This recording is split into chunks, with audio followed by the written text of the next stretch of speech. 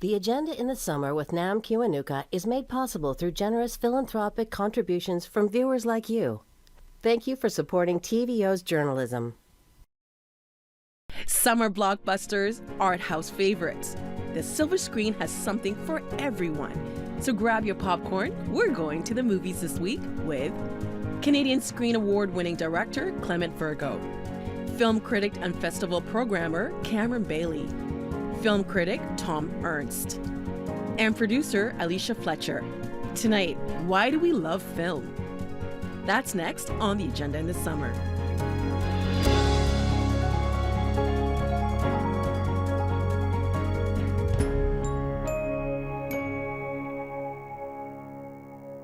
One of my earliest childhood memories was my dad would take us to see the Back to the Future movies. So whenever a new one came out, we would all go. I have 6 siblings. And so when we would go, we would sneak in, you know, homemade popcorn.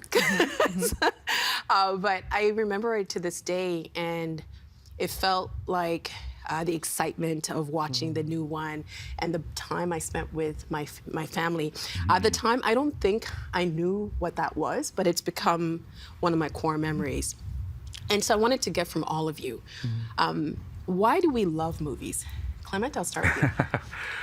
Why do we love movies? You know, I think we all love movies because we're trying to make sense of our lives, or you know, our own lives. And I think movies, in some ways, tell us how to be, tell us how to live. And I think we love movies to kind of make sense of this thing that we're all going through. You said something that's interesting. They tell us how to be. In what ways? Well, I think movies do 2 things, a couple of things. I think some movies, Hollywood films, tell us what we imagine the fantasy of what life should be. You know, and that's what we love. So the happy ending. We love the the kiss at the end. We love the walk off into the sunset because the good guy winning. The good guy winning. So some and they're like tell us how to be in the world. And then independent films, art films, tell us what life is really like. You know, which is sometimes bittersweet, dark, ambiguous, while Hollywood films tell us it's going to be okay. This is a moral code of how to be in the world. The good guys always win, and you always get the girl. Thom?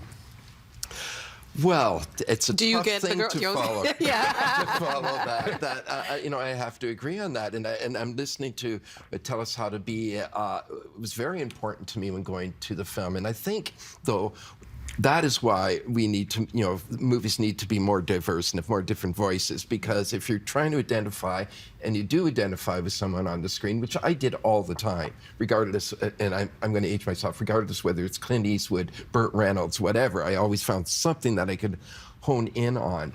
And it's a fantasy, and it's a fantasy of a world that I would love to be in. And then that slowly transitions into a cinema that's more real and gives you a social conscience. It gives you a rationales for other ideas that are maybe more diverse than what you've seen in the Hollywood cinema. So, I mean, it's very simple to say that film is an escapism. But in fact, for me, growing up on a farm community, it was absolutely that. An escapism from the life that I was experiencing. There was some hardship in my childhood, of which this sort of removed me from, and gave me some excitement too. I want to come to Alicia next, but you said something that I think was interesting. Social conscious? Conscience. I mean, more aware of what was going on. I probably worded it incorrectly, but more aware of what was going on socially outside of my own world. So it gave you, a view into a world that outside of your own. Outside of my own, certainly outside of anything I recognize. And it was very close to what was said in the opening about ideas and problems, and the world is not as clean. Alicia? Yeah, I mean, I grew up loving movies. Not every other kid around me did, and I think it was just, it taught me how to communicate, and I could see other people's lives in other worlds and other countries and places that didn't exist because they're fiction, whether that was science fiction or another genre, and made me feel like there was somewhere to go in life, and that things around me weren't necessarily going to be on one path, that I could choose what I wanted to do. And then growing up with classic movies, I was very lucky to not just have Hollywood movies, I had older Hollywood films in my life. My mother was movie obsessed. We watched Saturday night the movies on TVO all the time. I would throw temper tantrums if it was black and white. Didn't want to watch black and white, and now I'm like mortified by that. But it showed me this past life, this world that no longer existed, that wasn't always accurate and had a lot of problems with it, but it was like time traveling, and it just always stayed with me. And we talked about movies when I was a kid. My grandmother lived with us. She had Alzheimer's, and as her memory faded, all she could remember was kind of going to movies in the 30s. And she would tell me about these films that I didn't know what they were at 10 years old. I know what they are now. But when everything left her, she could still talk about that. And I guess when you're watching them now, that's a memory that you hold on to. Yes, yeah, absolutely, yeah. It's interesting about the black and white, but we'll talk about that in an upcoming episode. What about you, Cam? I think when we talk about why we watch movies, we're thinking mostly of one thing that movies do, because movies can do all kinds of things, but we're talking about stories, first of all. I think narrative movies, and that there is a real power there. But what I am always fascinated by is how movies are so different from other narrative forms. Very different from theater, from novels, from all different ways of telling stories. And I think that's because movies are so big, they're a giant screen in front of us. We're in the dark. We're smaller than the image we're watching. The sound is all around us now. And I think we are immersed in it, enveloped in it. And in a way, you can only surrender to movies when they're that scale. It's very different than opening a little novel, right? And you're inside something smaller and your imagination expands, but the actual thing is small. And with movies, it's like you go to a kind of altar, and it's bigger than you. And in a way, that's why people worship movie stars, because they're just these giant icons. Bigger and I than think, life. Yeah, literally bigger than life. I think that's something fascinating. It's fascinating about movies, but also they concentrate experience, So the close-up in movies is something that's unique to that form. Television stole it afterwards, but theater didn't have close-ups. Novels don't have close-ups. Novels have other things that they do. But the close-up is another thing that concentrates a real-life experience and makes you feel like it's something that you can worship, that's bigger than you, that you have to surrender yourself to. And I think that's the enduring power of movies even now. It makes me think of your latest brother, just the opening frames. Yes. They're in a field in Scarborough, the greatest place on the planet. Says me, I've been a Scarboroughian for like 2 minutes. Right. But it's just like they're in the field, these power towers, I guess. Yes. And these two brothers are standing side by side. And I guess music too also creates that mood. Just to build on what Cameron was saying, how do you capture that moment and draw people in so they can surrender, like Cameron said? Well, I think we've all sort of watched films, and opening of films are so crucial because they tell us how to watch them. They sort of lay the groundwork for the world that we're about to enter. In the case of Brother, it was really trying to create a sense of tone, mood, suspense, mystery. Why am I looking at this? Because I think the best films, I have a theory around the first like 3 or 4 cuts of a film. You pretty much know what hands you're in within 3 or 4 cuts. And for me, those opening seconds are really, really important to create tone and mood. But just to sort of add on what Cameron said about movies, I think, we all kind of, in some ways, live in our own movie as we move through the world. And I think that movies and characters and stories make us see ourselves, which is, I thought I was the only person that had those feelings, but here's this character in, I don't know, Breakfast Club or Gone with the Wind or whatever it may be. They have those same feelings because we all think that our feelings are like unique to us, and movies remind us that no, you're not alone. Here's a story that's maybe not yours. Maybe it takes place in India or Africa or in LA, but it captures those feelings that we all have. So then would you consider then movies to be art or entertainment? We're not choosing today. We are definitely not choosing. Come on now. Both, obviously, right? Yeah. I mean, they started as cheap entertainment for the masses. The very early movies were essentially peep shows, little peep shows, and then things that were meant to amaze you. They're kind of like TikTok, right? They were just spectacles. Nickelodeons. Nickelodeons were like tiny, short spectacles, like, wow, people can do that sort of thing. Somebody spraying somebody else with a hose or just dancing, doing funny things. Pornography. Very early right on. at the very beginning of cinema. But then, of course, artists saw what this medium could do. And I think in the same way that any art form, whether it's different forms of music or dance or anything, when you put it in the hands of artists, it elevates it, it makes it deeper, it makes it more enduring in many cases. I mean, that's with great artists. There are artists who try and they just fail, but I think the tools of cinema can be put to the greatest artistic use, just like any other art form. Thom? Absolutely, and I think that entertainment is art in itself. But if I could digress just a little bit, because I'm remembering the very first film I saw, which is a film I probably should not have seen at the age of 4 or 5. What was that? M. Fritz Lang. Oh, Yeah. that's disturbing. Child killer. I know, the child killer. And I remember distinctly having this toy in my hand, and it was on television at the time. And my father was watching it, and they're speaking German. My dad knew German. And probably didn't think it never occurred to him, this isn't a film for a 4-year-old. So I'm asking questions. And I was really intrigued by Peter Lorre, who I didn't know was Peter Lorre. He was this man crying, and that got me. And then my dad explained what was going on in the picture, and I was just intrigued by it. So I don't know if I was entertained or fascinated, but Traumatized? it probably was a bit of that. But I was, I was absolutely glued to the screen. And then years later, I have my own daughter. I'm watching Charlie Chaplin's Modern Times, a little more of appropriate film. She too has a toy in her hand, and she's standing there watching this movie, and she wanted to play, but she was transfixed by this little man caught in the cogwheels of this machine. And I just thought, it's her experience, I could relate it back to mine. And I would say Chaplin is art, and I would say it was also entertaining. So I think when it comes to art is cinema, art is cinema, entertainment, I don't really think there's necessarily needs to be a divide. Alicia?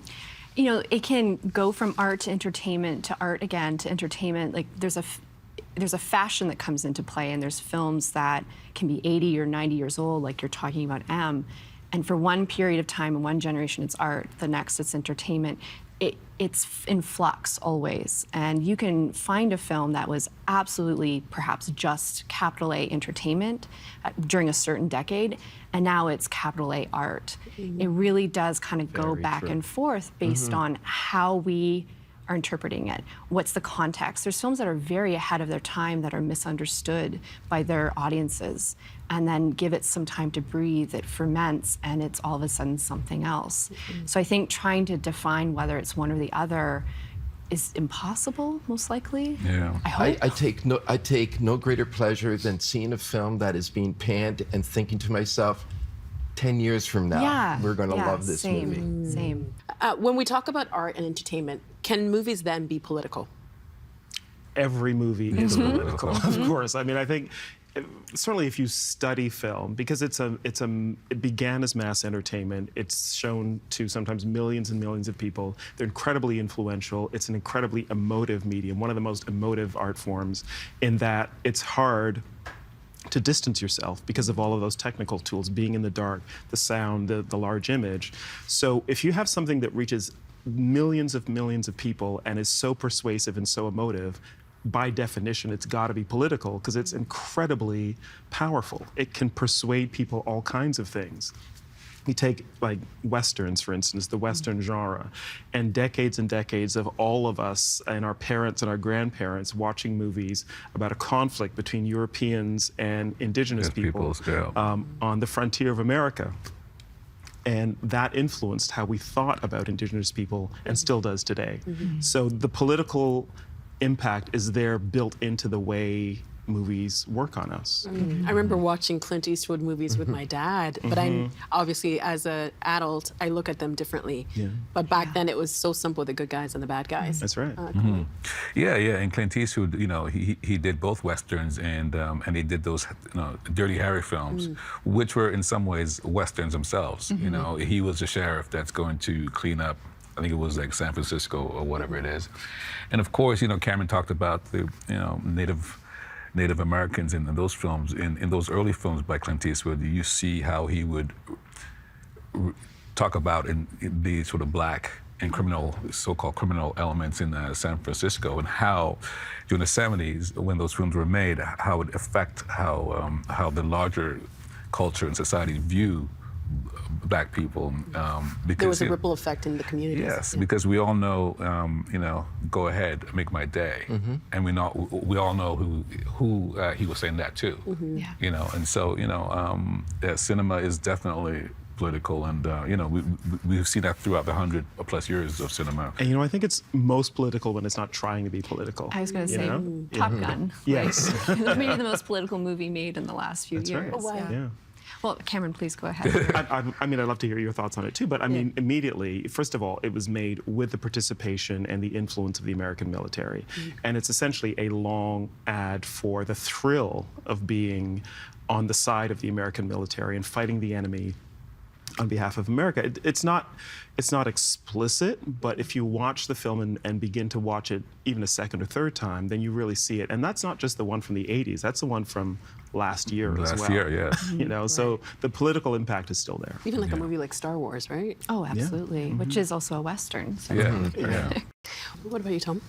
Well, I'm still kind of stuck on the Clint Eastwood aspect of that, because you're absolutely right. The Dirty Harry movies, which when I was a kid, we didn't miss. We rushed to see them. And Pauline Kael was a very prominent critic at the time who opposed to these films. And we couldn't understand why. I read Pauline Kael, but the political aspect that she was pointing out was beyond my understanding. And I grew up in a small community, so the urban culture that Dirty Harry was sort of following through, it seemed like a great fantasy, and spoofed beautifully in The Simpsons with McBain. Right. Doesn't play by the book rules, right? Right. You stupid chief. That's it took me a long time to recognize just how off the mark these films can be. And if we're looking at these films as a way of identifying with how we should be, those movies that I loved as a kid don't do the job. Right. They skew it in a different way, very politically. Right. And I thought Pauline Kael was, losing her grip when she started to talk about politics and cinema.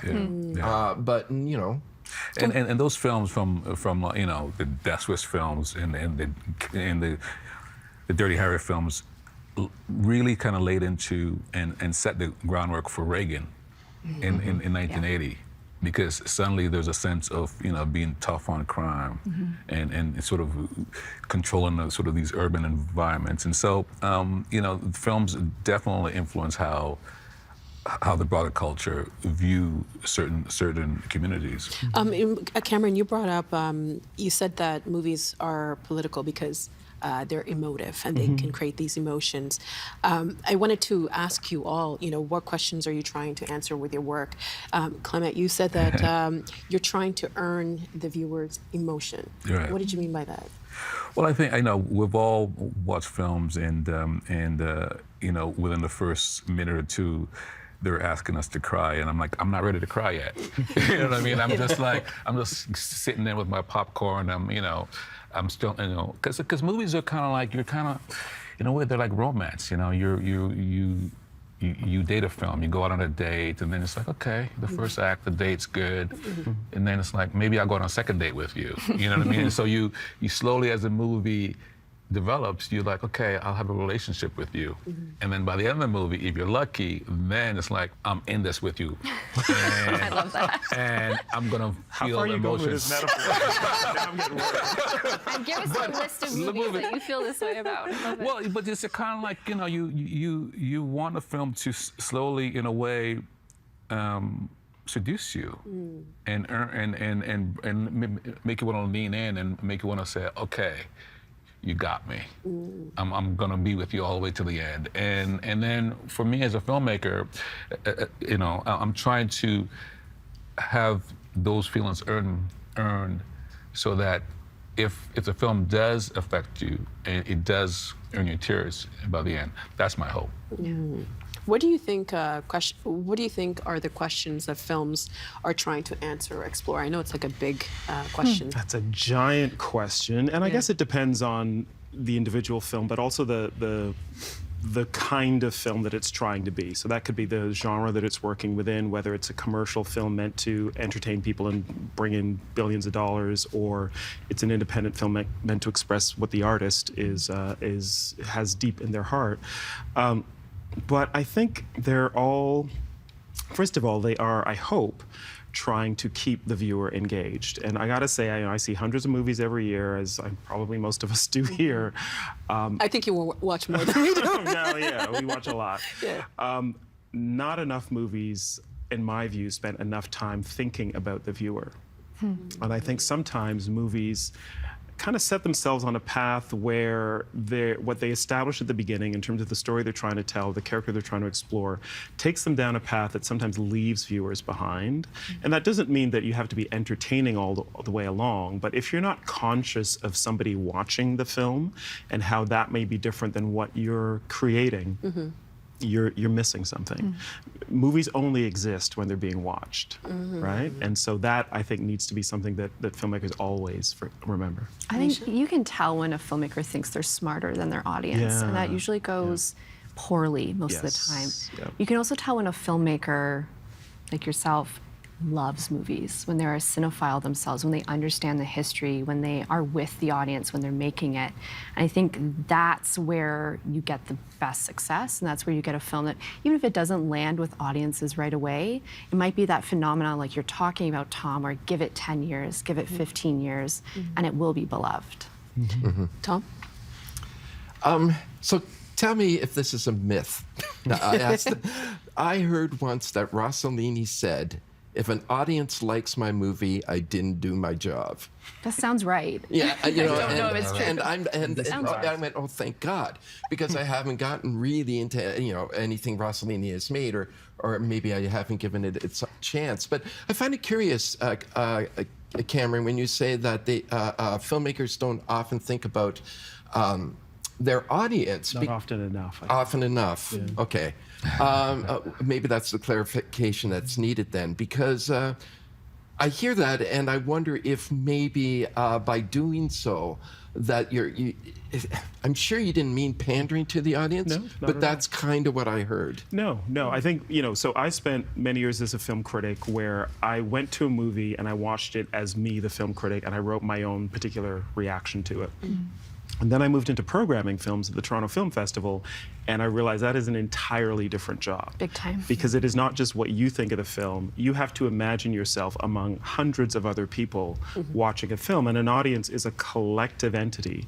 It doesn't just have one reaction, but if a film's working well, something coalesces, some kind of shared experience of the film. I've seen it so many times. Last year at the festival with The Fabelmans, and famously with movies like Slumdog Millionaire and others, where somehow the audience gets into the journey that the filmmaker is delivering for them. And that's kind of what I mean, that and it can be the most challenging film. It can be a film like Jeanne Dielman, the Chantal Ackerman film, where it may take a minute for everybody in the audience to kind of settle into the rhythm of that 3-hour film, and what happens or doesn't happen in it.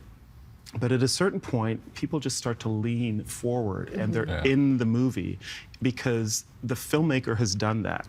Great films, in my view, always do that because they are paying attention to how viewers watch. We're going to get into that movie in another discussion, but it made me think of like when you read a review of a movie and you're like, did we watch the same? The answer is no. Everybody watches their own movie. Everybody watches their own film, and everyone, I would say that as a filmmaker, part of my process is to try to make a film that is personal to me. I think every filmmaker in some way think about the audience. Whether or not it's successful, or whether or not it works, or whether or not it resonates with you, that story resonates with you, I think that's a different thing. But I think if you spend the time and energy to try to say, I'm feeling about, this is how I'm feeling right now, and I'm going to put it into a film. Stories historically I've always done that, from ancient Greek to the Bible. Stories are about trying to untangle this mystery of life, and sometimes those stories resonate and they make sense, and sometimes it's like it doesn't work. It doesn't make sense for me. There's many films that I've seen that critics love, even from this year's past Oscar. Films that people love. I'm like, I don't see it. I don't know what it is about Coda that people love. We're gonna start I didn't think you were going to name the title. I'm naming it. You did. I'm naming it. Alicia? I'm naming it. Yeah, and maybe it could be, I don't think this is the case with Coda, but maybe that will change in a few years for you. It could be it didn't resonate then, Right. and then something in your circumstances, something You're that absolutely you right. come to an audience with. It could change. Probably not Coda, though. But it's actually a great thing. The Oscars are a good example because that's a kind of a large celebration of individual films, each Best Picture winner. I remember when Ordinary People won, and that was, I think, against, was it Raging Bull? Raging Bull. Yeah, famously, Raging Bull, right? And if you're a cinephile, Yeah. you feel like that's just a crime. But if you go back and watch Ordinary People when you are at the stage of life that those parents are in Right. that film, it reads so You can connect differently. better. You get it. Yeah. And it's funny because I just watched, during the pandemic, the very first film I went out to see was Tenet. And I remember when I saw Tenet the first time, I was so disappointed and puzzled by it. But I kept thinking about it, and I bought the film, and every time I put it on, I can't stop watching it. It's just one of those films where, for me now, it's like, it's such a untangle. You're trying to untangle this thing, but yeah. So, Well, yeah. this is a great way to begin our week of conversations about movies. Our time is up for this episode, but tomorrow we're going to talk about how to watch a movie. Is there a right way to do that? Thanks so much for this. Thank you. Our guests all this week are director, producer, and writer Clement Virgo, whose most recent film, Brother, won the Canadian Screen Award for Best Picture. Cameron Bailey, CEO of the Toronto International Film Festival. Alicia Fletcher, producer of originals and curatorial advancement at Hollywood Suite. And film critic Thom Ernst, formerly host here of Saturday Night at the Movies and author of The Wild Boy of Waubamik. The Agenda in the Summer with Nam Kiwanuka is made possible through generous philanthropic contributions from viewers like you. Thank you for supporting TVO's journalism.